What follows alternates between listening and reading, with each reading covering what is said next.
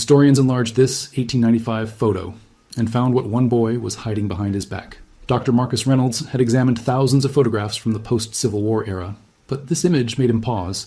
It was July 2024, and he sat in the Southern Historical Collection Archives in Chapel Hill, North Carolina, cataloging estate donations. The photograph before him was labeled simply, "Two boys, circa 1895, location unknown."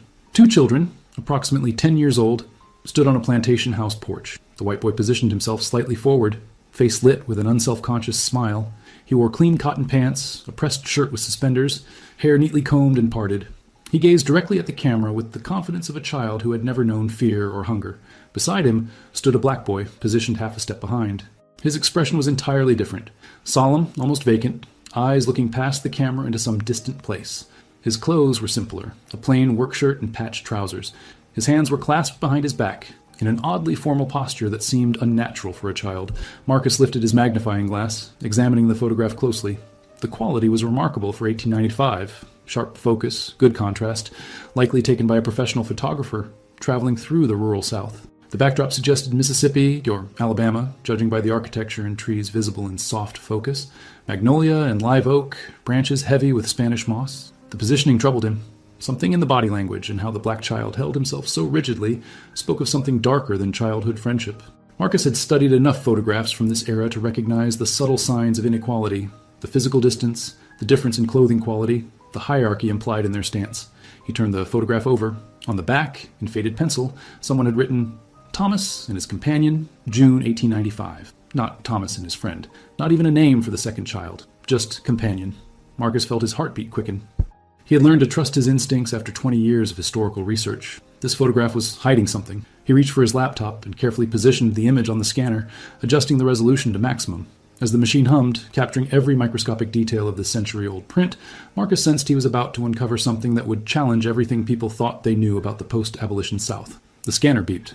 Marcus opened the digital file and began zooming in, section by section. Then he saw them, the fingers. Behind the black boy's back, barely visible in the original print, his small hands clutched something, a piece of paper folded and creased, held so tightly his knuckles appeared almost white, even in the sepia tone. Marcus leaned closer to his screen, pulse racing. What was this child hiding? And more importantly, why? Marcus spent 3 hours manipulating the digital image, adjusting contrast and brightness, sharpening edges, isolating the area behind the boy's back. Modern photo enhancement technology had revolutionized historical research, allowing scholars to extract details from old photographs that original viewers could never have seen. With each adjustment, the paper in the child's hands became clearer. It was definitely a document. Marcus could now make out printed text, though the words remained illegible. The paper appeared formal. Not a personal letter or casual note, but something official. Legal, perhaps. The edges were clean and straight, suggesting recent handling and careful folding. "What are you hiding, little one?" Marcus whispered to the screen, studying the boy's face again. There was no defiance in those eyes, no hint of rebellion, only resignation. The expression of someone far too young to carry such weight. He saved his enhanced images and began pulling reference materials from the shelves.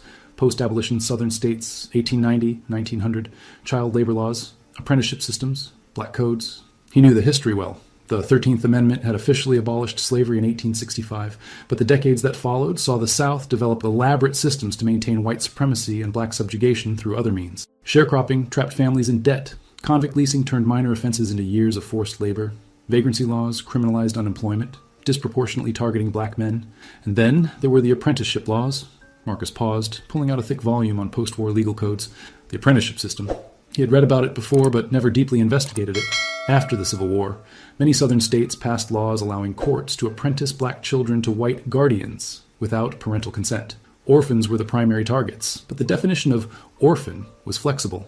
Children whose parents were deemed too poor, too itinerant, or simply too black could be forcibly apprenticed to white families who would provide care and education in exchange for labor. The system was slavery in everything but name, persisting well into the 20th century. Marcus looked back at the photograph. Thomas and his companion. Not his servant, not his worker. His companion. The language was deliberate, carefully chosen to obscure the true relationship. He grabbed his phone and called Dr. Patricia Okafor, a specialist in African American legal history at Duke University. She answered on the second ring. "Patricia, I need your expertise on apprenticeship contracts from the 1890s, specifically Mississippi or Alabama." "Marcus, it's 7 o'clock. Don't you have a home?" "I found something, a photograph. 2 boys, 1895, and one of them is holding what looks like a legal document behind his back." There was a pause. "Send me the image." Marcus emailed the enhanced photographs. He heard Patricia's sharp intake of breath. Oh God, Marcus, that child looks terrified. The estate donation came from the Whitmore family of Raleigh, specifically from descendants of Eleanor Whitmore, who had died at 93 in March 2024.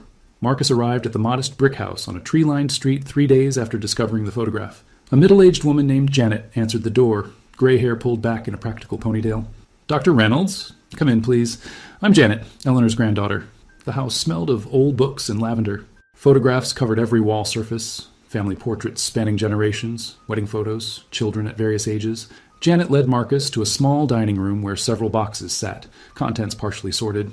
I apologize for the mess. We're still going through everything. Grandmother was a collector, never threw anything away. When we found those old photographs in the attic, we thought a historical society might want them. She didn't have labels on most. Eyes. Marcus carefully removed the photograph from his portfolio case. Do you recognize these two boys? Janet studied the image, squinting. No, I don't think so. Is it important? It might be. The photograph is historically significant. I'm trying to identify the children and understand the context. Did your grandmother ever mention family history, particularly from the 1890s? Not really. She grew up in Jackson, Mississippi, moved to North Carolina when she married my grandfather in 1955. Her maiden name was Cartwright. Big family down there, plantation owners before the war. Janet said this matter-of-factly, without shame or pride, just stating a fact. Marcus felt his chest tighten. Cartwright, from Jackson. Yes, the family had a large property outside the city. Cotton, I think. It's all gone now, sold off in pieces over the decades. Do you have any family documents, letters, diaries, business records from that time period? Janet hesitated. There are some boxes we haven't gone through yet. Grandmother kept everything in the attic. Legal papers, old ledgers. We were going to throw most of it away, but if you think it's important, it could be very important. Would you allow me to examine them? 30 minutes later, Marcus sat surrounded by cardboard boxes filled with 5 generations of detritus, property deeds, tax records, personal correspondence. And then, in a leather portfolio at the bottom of the third box, he found it. A ledger book from 1894-1897, bound in cracked brown leather with J. Cartwright, private accounts, stamped on the cover in faded gold letters. His hands trembled as he opened it. The pages were filled with meticulous handwriting, recording purchases and expenses, fabric, equipment, livestock, wages paid to workers. And then, on a page dated April 12th, 1895, he saw an entry that made his blood run cold. Apprenticeship bond secured, Negro boy, age 9, from Henderson County Orphan Court. Payment to court, $25.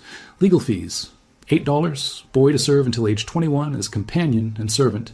Below this, a different ink. Named him Samuel. Thomas seems pleased. Dr. Patricia Okafor arrived in Chapel Hill the following Monday, her rental car packed with reference materials and scanning equipment. Marcus had arranged for them to use a private research room at the university, away from curious eyes. What they were uncovering wasn't just academically significant, it was potentially explosive. Patricia spread copies of the ledger entries across the table, alongside similar documents she had pulled from archives in Mississippi and Alabama. This is worse than I thought, Marcus. Much worse. She pulled out a thick folder. After the 13th Amendment abolished slavery, southern states panicked. They'd built their entire economy on free labor, and suddenly that was gone. So they got creative. The apprenticeship laws were particularly insidious because they targeted children, the most vulnerable, the least able to resist. Marcus leaned forward, studying the documents. Walk me through it. Okay? So, officially, these laws were designed to care for orphaned children by placing them with families who would provide food, shelter, and education in exchange for work. Sounds reasonable, right? Except the definition of orphan was deliberately vague. A child could be declared an orphan if their parents were poor, if they were deemed vagrant, or if a white person simply claimed the parents were unfit. She pulled out a court record from Greene County, Mississippi, dated 1893. Look at this. The court finds that the Negro woman Della shows insufficient means to support her children and lacks proper moral character. Her 3 children, ages 6, 8, and 11, are hereby apprenticed to Mr. Robert Johnson until they reach majority age. So they just took her children? Legally seized them, yes. And here's the crucial part. The parents had almost no recourse. These were county courts, all white juries, white judges. Black parents couldn't testify against white people in many jurisdictions. Even if they could, they had no money for lawyers. The system was designed to be insurmountable. Patricia laid out another document. And once a child was apprenticed, the master, that's the actual legal term they used, had almost complete control. The child couldn't leave, couldn't refuse work, could be punished for disobedience. If they ran away, they could be arrested and returned, sometimes with additional time added to their servitude. Marcus felt sick. It was slavery? It was slavery with paperwork, Patricia corrected. That's what made it so effective. They could claim it was legal, that they were helping these children, providing them opportunities, but the conditions were brutal. She pulled out a report from a Northern Missionary Society that had investigated Southern apprenticeship practices in 1899. Now, these children worked from dawn to dark, field work, domestic labor, whatever was needed. They received minimal food, often slept in outbuildings, were frequently beaten. The education promised in the contracts, most learned nothing beyond basic labor skills. And the worst part? The system had economic incentive built in. White families could essentially own a child's labor for 12, 15 years. It was profitable. Marcus thought about Samuel, 9 years old, taken from an orphan court and given to the Cartwright family. The ledger says they paid $25 for him. 3 weeks into the investigation, Marcus and Patricia had assembled a disturbing picture of the Cartwright family and their plantation outside Jackson, Mississippi. Property records showed that James Cartwright, Thomas's father, had owned 340 acres of prime cotton-growing land. After emancipation, he had initially tried sharecropping arrangements with former enslaved workers, but by the 1890s, he had shifted to a new labor model combining hired hands with apprenticed children. The courthouse in Henderson County, Mississippi, had been helpful once Marcus explained his research. A clerk named Dorothy, herself a descendant of freed slaves, had personal interest in uncovering this history. She spent lunch breaks pulling dusty record books from storage, photographing pages, and emailing them to Marcus. "Y'all ain't the first ones to ask about this," Dorothy told Marcus over the phone. "My grandmother used to talk about children who disappeared. Families would wake up and find their kids just gone, taken by the courts, given to white families. She said everybody knew, but nobody could do nothing about it." From Dorothy's documents, Marcus learned that Samuel's full name had been Samuel Brooks.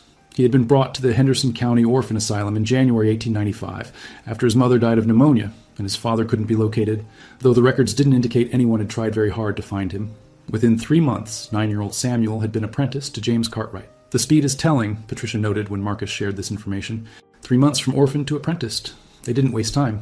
Marcus had also located the photographer who had taken the image. His name was William Thornton, an itinerant portrait photographer who traveled through Mississippi in the 1890s. His business ledger, preserved by a historical society in Natchez, showed he had visited the Cartwright plantation on June 18, 1895, and had taken family portraits, 6 exposures. But the photograph of the 2 boys was different from typical family portraits of the era. It had been taken outdoors, informal, almost casual. Why? Marcus had a theory, but he needed more evidence. The breakthrough came from an unexpected source. Patricia had posted an inquiry on several genealogy forums, asking if anyone had information about the Cartwright family of Jackson, Mississippi. Most responses were dead ends, but one message stood out. It came from a woman named Denise Johnson in Chicago. "My great-great-grandfather was named Samuel Brooks," she wrote.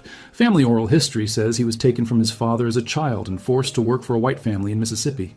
He escaped when he was 17 and made his way to Memphis, then eventually to Chicago during the Great Migration. He rarely spoke about his childhood, but my grandmother said he carried papers with him always, hidden in his Bible. She said those papers were proof of what had been done to him." Marcus immediately called the number Denise had provided. She answered on the first ring, her voice eager and slightly breathless. "Is this about the photograph? I saw it after I sent my message. Dr. Okafor forwarded it to me. That's my great-great-grandfather. I'm sure of it." Denise Johnson arrived at the university on a cool October morning, carrying a worn metal strongbox measuring roughly 12 inches by 8 inches.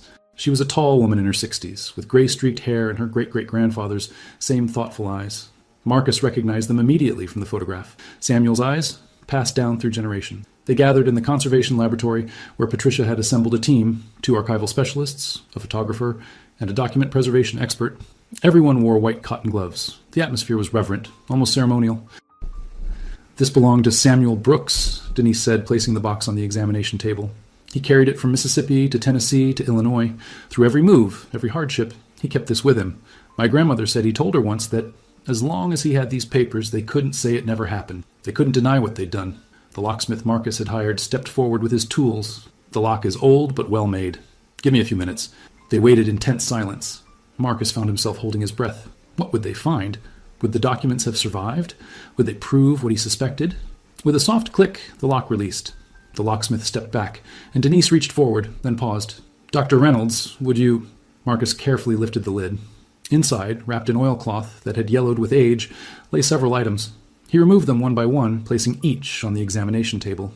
First, a small Bible, its leather cover cracked and worn, pages soft with countless readings. Second, a tin photograph case containing a faded image of a black woman, young, serious-faced, wearing a simple dress. "His mother," Denise whispered. Third, a folded piece of paper, the edges brown with age. Marcus's hands trembled as he carefully unfolded the document. The conservation specialist immediately photographed each step. The paper crackled softly, fragile after 129 years, but the ink remained legible. "Apprenticeship bond. The header read, in official printed text, State of Mississippi, Henderson County. Marcus read aloud, his voice steady despite the emotion churning in his chest. Know all men by these presents that Samuel Brooks, a Negro boy of about 9 years of age, an orphan, is hereby bound by order of the Orphans' Court of Henderson County to James Cartwright, planter of said county, to learn the trade and mystery of farm labor and domestic service, and to serve the said James Cartwright until he shall attain the age of 21 years. Below were 3 signatures, Judge Harrison Whitfield, James Cartwright, and a shaky, uncertain mark that read, Samuel Brooks, his mark. They made him sign, Patricia said softly. A 9-year-old child who had just lost his mother alone and terrified, and they made him mark the paper that would steal the next 12 years of his life. But Marcus was looking at something else. In the margin of the document, in different ink, someone had written in small, careful letters, Mama died February 6th. Papa lives in Memphis. Nobody looked for him. The discovery of Samuel's apprenticeship bond opened floodgates of historical inquiry. Marcus and Patricia published their initial findings in the Journal of Southern History, but they knew academic papers wouldn't be enough. The story needed to reach beyond university libraries and scholarly conferences. It needed to reach the public. They spent the next 3 months working with documentary filmmaker Jerome Washington, himself a descendant of freedmen, to create a comprehensive investigation into the post-abolition apprenticeship system. The photograph of Thomas and Samuel became the emotional centerpiece, the visual proof that slavery had continued under a different name. But Marcus knew they needed more than one story. They needed to show the scale of the system, its deliberate design, and its devastating impact on generations of black families. Working with Patricia's network of genealogists and historians across the South, they began identifying other cases. The Henderson County records alone revealed 127 black children apprenticed between 1890 and 1905. Not one white child appeared in those records during the same period. Similar patterns emerged in county after county across Mississippi, Alabama, Georgia, Louisiana, and South Carolina. In DeSoto County, Mississippi, they found the case of the Anderson children, 4 siblings aged 5 to 12, apprenticed to different white families after their father was arrested on vagrancy charges, and their mother was deemed incapable. The families were separated, scattered across the county, never reunited. Census records showed them still listed as apprentice in 1900, 1910, even 1920, decades past the age when their bonds should have expired. In Lowndes County, Alabama, court records documented a mother named Hannah who appeared before the judge 17 times between 1893 and 1897, begging for the return of her 3 daughters. Each time she was denied, told the children were better off with their white guardians. The last record showed her arrested for disturbing the peace and sentenced to 6 months on a convict labor chain gang. This wasn't random, Patricia explained during one of their research sessions. This was systematic racial violence disguised as child welfare. Look at the language in these court orders. Proper Christian upbringing, industrial training, protection from idleness. They framed stealing children as charity. Stop. Marcus had also found something that made the horror even more explicit. In James Cartwright's personal correspondence, preserved in the same boxes Eleanor Whitmore had kept in her attic, he discovered letters between Cartwright and other plantation owners discussing the apprenticeship system openly. One letter, dated November 1894, was particularly revealing. My dear Whitfield, the new labor arrangement you suggested has proven most satisfactory. The Negro boy secured through the county court costs less than a hired hand and works harder, knowing he cannot leave. Thomas finds him a useful companion, and I find him useful in all manner of tasks. I recommend you pursue similar arrangements. The courts are most accommodating to men of our standing. Listen to this, Marcus said, reading the letter to Patricia. He's not hiding what he's doing. He's proud of it. He genuinely believed he was performing a service while simultaneously acknowledging the economic benefit. As the documentary neared completion, Marcus received an unexpected phone call. It was Janet Whitmore, Eleanor's granddaughter, the woman who had donated the photographs and documents that had started this entire investigation. Dr. Reynolds, I saw the preliminary articles about your research. I need to talk to you, in person, if possible. Her voice sounded strained, unsteady. Marcus agreed to meet her at a coffee shop near the university the next morning. When he arrived, Janet was already there, sitting at a corner table with a thick folder in front of her. She looked like she hadn't slept. I've been going through the rest of my grandmother's things, she began without preamble. After you found those ledgers, I started really looking at what we had kept, not just glancing through, but really reading, and I found more. She pushed the folder across the table. Inside were letters, dozens of them written by Eleanor Cartwright, Janet's grandmother, to her parents during her childhood in Mississippi. My grandmother was Thomas's sister, Janet said quietly. She was 6 years old when Samuel was brought to the plantation, and she wrote about him. A lot. Marcus carefully opened the folder. The first letter was dated June 1895, written in a child's careful handwriting. Dear Mama and Papa, we had our photograph made today. Thomas posed with his new companion, the colored boy Papa got for him. Thomas seems very pleased. The boy does not smile much. I wanted to be in the photograph too, but Papa said no. Your loving daughter, Eleanor. Marcus felt his chest tighten. This was written days after the photograph was taken, the photograph where Samuel stood holding his apprenticeship bond behind his back. Janet's voice was barely above a whisper. There's more. Keep reading. Letter after letter documented Samuel's life on the plantation through a child's observations. Sometimes Eleanor was matter-of-fact. The colored boy Samuel helped Mom in the kitchen today. Sometimes she was curious. Samuel told me he had a mama who died. I asked why he doesn't go to school with Thomas and me. Papa said colored boys don't need schooling. And sometimes, heartbreakingly, she noticed things that troubled her. Samuel was crying in the barn this afternoon. I asked why, and he said he missed his papa. One letter from 1897, when Eleanor was 8, read, Samuel tried to run away last night. Papa's men found him on the road to Memphis. Papa was very angry. He said Samuel would be whipped for disobedience and his service time would be extended. I asked Thomas if Samuel was like the slaves Grandmama used to have before the war. Thomas said Papa explained that Samuel is not a slave, he is an apprentice, and Papa is teaching him to work properly. But Thomas doesn't have to learn to work properly, and he is the same age. I don't understand the difference. She knew, Marcus said. Even as a child, she knew something was wrong. Janet nodded, tears in her eyes. The last letter about Samuel is from 1903. She writes that he disappeared in the night, that Papa was furious. The documentary premiered on a cold evening in January 2025, broadcast simultaneously on PBS and streaming platform. Marcus and Patricia watched from the university auditorium, where they had organized a public screening, followed by a panel discussion. The room was packed. Historians, students, community members, journalists, and descendants of both enslaved people and enslavers. Denise Johnson sat in the front row, surrounded by her extended family. Janet Whitmore sat 3 rows behind her, alone, her face composed but her hands clasped tightly. The screen went dark, then filled with the photograph. Thomas smiling, young and innocent in his ignorance. Samuel standing beside him, face solemn, hands hidden behind his back. The camera slowly zoomed in, just as Marcus had done months before, revealing the paper clutched in Samuel's small hands. The narrator's voice, deep and measured, began, This is a photograph of 2 boys taken in Mississippi in 1895, 30 years after the abolition of slavery. One boy is free, the other is not. And the document hidden behind the second boy's back would remain secret for 130 years, until historians discovered what he had been trying to preserve, evidence of a crime that America had forgotten. For the next 90 minutes, the documentary laid out the evidence with devastating clarity. Samuel's apprenticeship bond displayed in full, the ledger entries showing he had been purchased like livestock, his handwritten chronicle documenting years of forced labor, Eleanor's childhood letters witnessing what was done, the broader investigation showing thousands of children trapped in the same system across the South. Historians and legal experts provided context, explaining how Southern states had used legal loopholes to maintain white supremacy and black exploitation. Genealogists traced family trees torn apart by the apprenticeship system, showing descendants who never knew their ancestors had been forcibly separated. And throughout, Samuel's story remained the emotional center. A 9-year-old boy who understood even then that documentation was power, that evidence mattered, that his testimony might someday matter. The documentary's climax focused on Samuel's escape in 1903 and his journey to Memphis, then north to Chicago during the Great Migration. Using census records, city directories, and church registries, the research team had traced his adult life. He had found work in a meatpacking plant. He had married a woman named Ruth in 1908. They had 4 children. He had joined a church, worked as a deacon, participated in early civil rights organizing in Chicago's black community. The narrator continued. Samuel Brooks lived until 1963, dying at the age of 77, just months before the March on Washington. He never forgot what had been done to him. His daughter recalled that he kept his apprenticeship papers with him always, locked in a metal box that he never opened but never discarded. He told her once, These papers are proof that they lied when they said slavery ended. The screen showed Denise Johnson holding the strongbox, then opening it in the conservation lab. The camera focused on Samuel's handwritten words. In the auditorium, people wept openly. In the weeks following the documentary's premiere, the story of Samuel Brooks and the apprenticeship system spread far beyond what Marcus and Patricia had imagined. Major newspapers ran features. The photograph appeared on the front page of the New York Times with the headline, The Boy Who Preserved Proof, How One Photograph Exposed Post-Slavery Child Bondage. Academic journals published special issues examining the apprenticeship system across multiple states.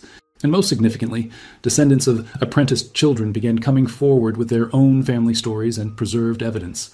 The National Museum of African American History and Culture in Washington, D.C., requested to display Samuel's apprenticeship bond, his handwritten chronicle, and the photograph as part of a new permanent exhibition on the continuation of slavery after abolition. Denise Johnson agreed on the condition that Samuel be identified by name and that his full story be told.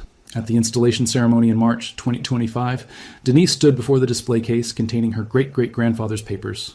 Her children and grandchildren surrounded her, 4 generations of freedom that Samuel had fought to make possible. He was 9 years old, Denise said in her speech. 9 years old, and he understood that evidence matters, that documentation matters, that someday someone might care enough to look. He carried that understanding through 8 years of forced labor, through his escape, through 60 years of freedom haunted by what had been done to him. And he was right. People do care. The truth does matter. Justice may be delayed, but it is not dead. Marcus and Patricia had continued their research, expanding beyond Mississippi to document the apprenticeship system throughout the South. Working with a network of genealogists, historians, and community archivists, they had identified more than 3,000 cases of black children apprenticed to white families between 1865 and 1920, and they knew this was only a fraction of the true number. Each case told a similar story. A child taken from their family through legal manipulation, bound to a white household for years of unpaid labor, denied education and freedom, sometimes abused, sometimes disappeared completely from historical records. The system had operated openly, legally, with the full support of courts, law enforcement, and white society. But the research also revealed resistance. They found evidence of parents who fought in court for years to regain their children. They found accounts of children who escaped, like Samuel, and made their way north. They found black community organizations that worked to protect children and challenged the apprenticeship laws. And they found, again and again, preserved evidence, hidden documents, secret diaries, oral histories passed down through generations, showing that the victims of this system had never accepted the lies told about them. The documentary had sparked broader conversations about how American history is taught. School districts began incorporating the apprenticeship system into their curricula. Teachers used Samuel's story to help students understand that slavery's end was not sudden or complete, that the work of achieving freedom was long and ongoing. A year after the documentary aired, Marcus and Patricia published a comprehensive book, Hidden Bondage: The Apprenticeship System and the Continuation of Slavery in Post-Abolition America. It became a bestseller and won the Pulitzer Prize for History. Samuel Brooks had made a bet on the future, that someday truth would matter more than comfortable lies. That someday had finally come.